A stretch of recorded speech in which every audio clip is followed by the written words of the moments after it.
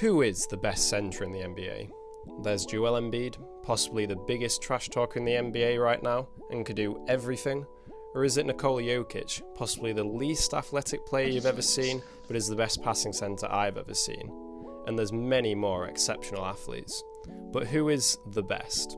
Let's talk about it. Over the years, the game of basketball has developed extensively. There used to be no three-point line, and now three-pointers make up about a third of all shots. And with the game of basketball changing, the role of the players changes too. One player who's taken it too far for my liking, though, is Brook Lopez, who this season only averaged 4.5 rebounds as a 7-foot starting centre, and was shooting 4.7 3-pointers a game, which is even less than his 6.3 3-pointers a game last season.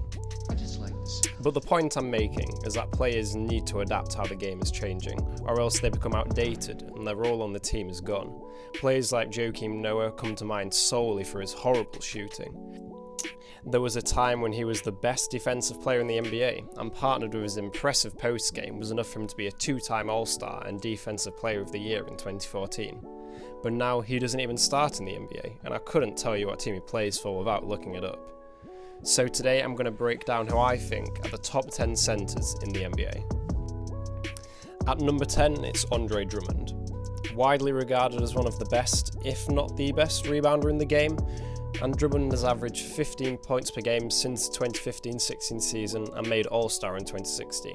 Currently on the Cavaliers though, it's unlikely we'll see him in the playoffs anytime soon, but nevertheless, he's still comfortably a top 10 centre in today's NBA, and I could see how most people would have him a few spots higher.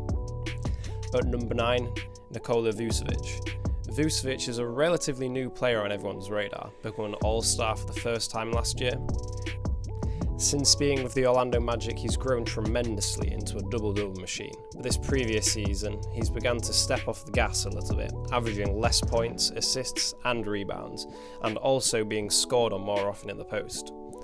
But I suspect this is just a small blip for him, and he has 1 or 2 more All-Star games left in him. At number 8, it's Clint Capella. And when I first heard that Capella was being traded to the Hawks, I was personally confused by the trade, as obviously it's left the Rockets with their small ball lineup, and although Clint Capella didn't really fit in with their lineup, I still think they needed some kind of centre on their team. But Trae Young and Clint Capella seem like they'll be a great duo together, and we're yet to see their capabilities. At number 7, LaMarcus Aldridge. A lot of people may have placed him higher as well, but he's such a quiet player on the Spurs, to be honest, and I've never really heard that much about him. He seems to be sort of Tim Duncan-esque, but only his game is getting slightly outdated with how much the league is changing. That being said, he is one of the most consistent centres in the NBA, and he's stayed at the top level for many years now. At number 6, one of my personal favourite players, it's Steven Adams. This may be a bit of bias talking, as he is one of my favourite players, but his sportsmanship on the court and his difficult journey to the NBA that I've read about in his autobiography and his all-around charisma just makes him a really likeable player to me. But Steven is such a valuable player on OKC. He's the best screener in the league and one of the strongest players in the league, and he'll always give 110% and go after every rebound. Personally, I'd love to see him more involved in the offensive end and see him ISO in the post more. And maybe if we're lucky, we'll see him shooting jump shots more often. At number 5, we've got Al Horford. And at 6'9", Horford is a relatively undersized centre, but still one of the best in the game, despite being past his prime. He's one of the new era centres with a great 3-point shot and can guard any centre in the NBA, as when he was on the Celtics he managed to hold Embiid to 41.4% shooting in their matchups. Now he's on the Sixers with Embiid, he's primarily going to start on the bench, which will be strange for him as he'd start for most teams in the league, but he seems like the type of player who can adapt to his role easily.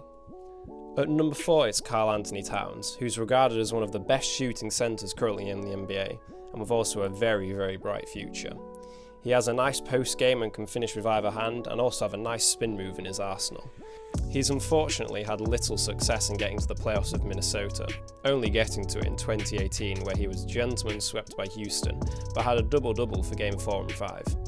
I'm unsure as to whether he'll ever be thought of as the best centre in the NBA due to Jokic and Embiid being similar ages, but I think we'll see him in a few more All-Star games, that's for sure. Number 3, Rudy Gobert. He's the best defensive centre in the NBA, winning the Defensive Player of the Year award twice in his career. And one of his best defensive strengths is off the ball as well, when he's just sat and help, as his 7-foot frame and blocking ability just puts a lot of players off from driving for the basket.